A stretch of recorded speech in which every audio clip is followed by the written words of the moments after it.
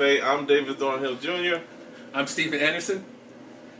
And we're going to be talking about everything from hip-hops to comics and to movies going on right now. All right? And the first one we're going to start off with, because we wanted to talk about this earlier, but we waited till right now to get started. We're going to talk about Aquaman, which I thought was a good movie. I had no problem. I had no big problems with it at all. But my man Steven over here, he has a big problem and some problems with Aquaman. I don't have any. Go ahead, tell them what you're mad about. Well, I'll say this right now. I mean, me personally, the movie was good. The acting was just so tropey, dude. I mean, you can like basically guess all the lines that's gonna happen. But don't get it twisted. I think Nicole Kidman did an awesome job. Mm-hmm. You know, who's the guy who played Aquaman? What's his name? Jason Momoa. Yeah, that guy. He can't act to save his life, but he actually did a good job as Aquaman. I mean, honestly, you know, especially to me, this is spoiler alert. You know, spoiler alert. So you know, the best part of me in the movie is when he actually finally got to try it, and he was actually just beasting out and just doing what he does. You know what I'm saying? Doing what Aquaman does. You know, I love the costumes. I love how they got Ocean Master correct. They got Black Manta correct. I like the backstory of Black Manta.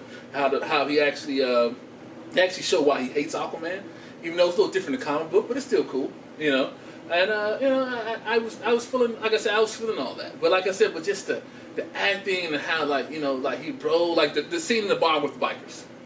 Like he's about to fight the bikers, like, oh, you're the fish guy, blah blah blah blah, and this and that, and I'm like, okay, yeah, you know what I'm saying? I mean, really, you can predict that? I can understand that. For me, comic book movies, it's okay for them to be predictable. It's a comic book movie, and also when we first saw it, I even said it was a little cheesy, but they leaned into those corny jokes, and I like that. If you're gonna commit to doing those jokes, you better commit to doing all that for the whole movie, and they did. And I didn't think his acting was terrible. I think he did good enough. It was believable. You know what I'm saying? It was believable. Like if you could have did it, you show me an example right now describe a way to make his acting better for that movie. How should he have acted as Aquaman? How she acted as Aquaman? Yes, or as yes. How she acted as Aquaman? You should act like, well, not the pro Aquaman. I mean, dude. I mean, honestly, because like, well, for instance, when they were trying to figure out where the Triton was at, and they were in Italy.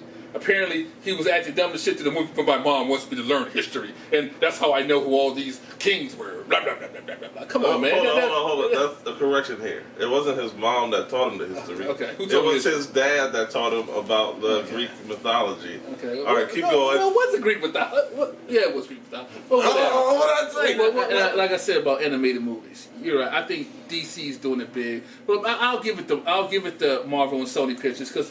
You know, Miles Morales. Into the Spider-Verse, that was probably their best animated movie. I thought it was the best Spider-Man movie, period. Really? Me, yes, 100%.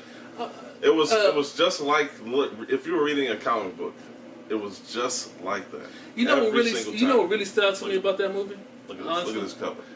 Bam, Miles Morales #1. Tell me what stood out about this movie. I mean, honestly, soundtrack, bro. Yes. The soundtrack was amazing.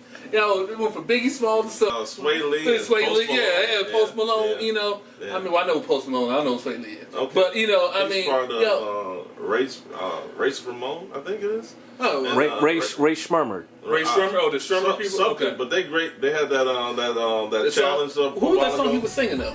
What was that song? Sunflower. I never heard that song. I gotta check that out. Specifically for that movie. Oh, word? Yes, okay, because I was like, yo, I never heard that song. Yeah, okay. Yeah. And I usually stay hip somewhat. But yeah, I mean, to me, like I said, the soundtrack just moved me. It all just fell together.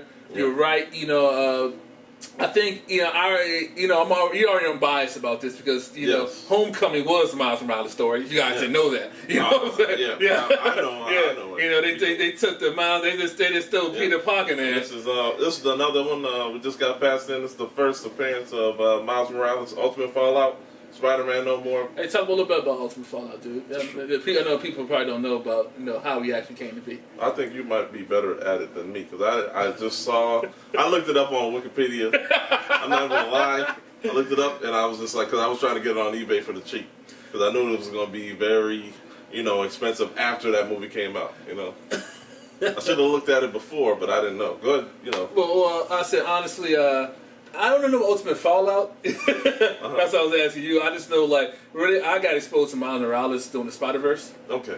Comic book run when like they had the vampire like Spider-Man and Spider people trying to eat all the other Spider-Mans, and Spider-Man had to go get all the other Spider-Mans from the different universes. You put me on to that because I know the writers for that is Dan Slott, and for Into the Spider-Verse the first time, that was done by the artist from France, a black guy named Oliver Copiel.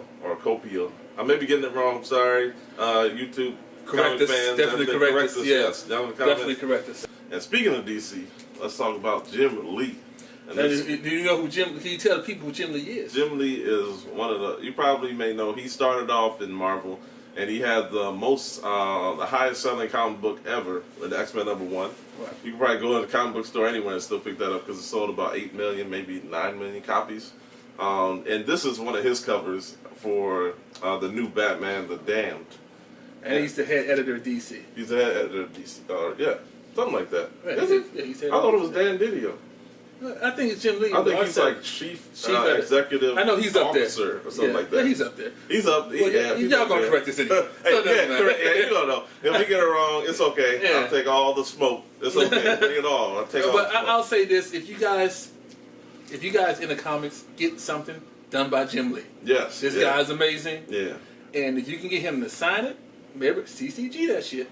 CGC. Yeah, or CGC. Whatever. But this guy is amazing. I mean, honestly, I love his art style, and he's a brilliant artist, and he's been in the game for a long time, and he's one of the founders of Image Comics too. So that's pretty good. Yeah. So, and he does amazing variants, and the variants. Since we're talking about variants, the variants I really like. The people really sleep on the hip hop variants. Yes, man, dog. The hip hop variants is amazing. Dave can go into it, but we have this one here done by Prince with Batman and Batgirl on it. Yep. And to me, this is amazing. The artwork, it's like the Purple Rain movie cover. Yes. And that's just amazing to me. And but Dave can go a little bit more in detail about hip hop variant covers. Yep. Go ahead, Dave. Before we get to the hip hop variant covers, I'm gonna get this is another one. This is the Superman, but done in the style of the Superfly poster from the 70s. Right. And this was when I think this was made in 2015. They were doing these covers. Warner Brothers. They were doing the Warner Brothers movie poster cover. I just picked up one because Midtown had 75% off, and it was only like 78 cents for a Westworld Sinestro one. Because Westworld came out originally in like the 70s. It was done by Michael Crichton, the guy who made Jurassic Park and other books. And I saw that. I was like, this is great. I couldn't believe it. So I wanted to pick that up and get it too. And we have the Magic Mike one. Yes, which is definitely one our producer loves, our director loves. They got their shirts off in the style of Magic Mike. I guess this guy's supposed to be Channing Tatum, and this guy's supposed to be the guy from True Blood that's married to Sofia Vergara. Oh yeah. I saw her in real life. Oh my gosh, bad as hell. True and Blood, nice, very I'm nice. gonna tell you right now, True Blood, titties. Check it out. Anyway, you were saying. Well, Game of Thrones also titties and such. If you want that, it's okay. I love the I directed like Spartacus. Yeah. That's not too many titties. And then this is another one. This is another one. This is the Batman, but it's done in the style of The Mask. And this is important. And this is when Scott Snyder and Greg Capullo teamed up again. Because those are the people that brought you the Batman medal. And I think, what's the other one? Court of Owls? That's the one. Court of Owls. Yeah. They did that one. And also, they're very good people. I went to the panel over at Awesome Con. It was great. This one is their cover that's done based off of the Mask movie. So, see that? That shit is tight. That is tight. I mean, and me personally, I'm into variant covers. I mean, because I think they tell a better story than the regular cover. So, I mean, honestly, I love variants, so I'm more big into that. So, Dave, you wanted to talk about something? Oh yeah, the hip hop covers. Yeah. The hip hop covers, I try to collect all of them, but most of them are pretty much sold out. The one I had the most, especially after our producer told us, we had after we saw Miles Morales, we was like, man, make sure you have this Miles Morales #1 with the Nas Illmatic hip hop cover for for that. It was amazing. Where everybody going to, I say must have. So I call them top must picks. have. Must have Top that you need picks. if you're a collector of comic books, you know, that you really need to have. I know Collector. I know one definitely. I have this Stan Lee memorial one. Ooh, this is with this actually is Uncanny X-Men #5, The Return of Cyclops. You know what I'm saying? Yeah. And if you want a comic to get, you need to get a copy of The Return of Cyclops. And we'll go into the story a little bit more later in a different episode. And R.I.P. Stan Lee. yeah, R.I.P. Stan Lee. Then again, the new run of X-Men, the Uncanny X-Men. Yeah. Now, we are hoping that X-Men pay an appearance in the new Infinity Wars movie. Yeah. I hope you're listening. Yeah, please. Infinity Wars 2, because y'all have the rights. They probably did it already. I hope they heard us. But what you one of out of all these comics, one of my topics, of course, I like Damned. It's mainly famous because of the whole penis incident in the first one, but I thought it had a really great story, and also it's hard to get a first print, so we have a #2 here for you. And this was a great story because in this one, Batman wakes up in the beginning, and he's basically bleeding, almost dying, and the person that's narrating this story for him is you think it's him talking, but it's actually, spoiler alert, it's Deadman. And he is narrating and trying to help Batman get back to becoming better health. Dave, let's be real. What made this comic book famous is that Batman has a picture of his penis in it. Now, that's why I won't get the comic, but that right there, that's, it's basically, that's a unique print. And you want to look for unique prints when you actually go for comics. Because, the uniqueness, like, they made like for instance, it's a static shot with a condom on the cover with him and his girlfriend. Yep. They actually pulled those because it didn't go with DC's sex-friendly, positive look or whatever. Yep. But if you can find one, it's actually worth a little bit of money. I mean, so if you're going to look for, that's why first prints are, definitely key. And we'll definitely have some examples of first prints. I know I have a couple. And Dave has a couple. I have a couple. And we can go over, and I have some second prints that I can show you the difference of what changed. Like, usually, they take off an X or they take off a W or something, or they draw Batman's cowl differently, or they have Wonder Woman without a sword. Yep. And to keep going on with that, they had another X-Men comic back in the day where they had some Muslim sayings in it from the Quran, where they didn't want that. And then also, if you can grab any one of these Batman WB movie posters, that would be great. See, these are all great. And that'll be the end of the first episode of the Freedom Cafe. And if you like what you saw, go ahead and like our channel, subscribe. Any questions, any type of art you want to, send to us, put it down in the comments, or just send it to our email, send it to our links. Like us. We're everywhere.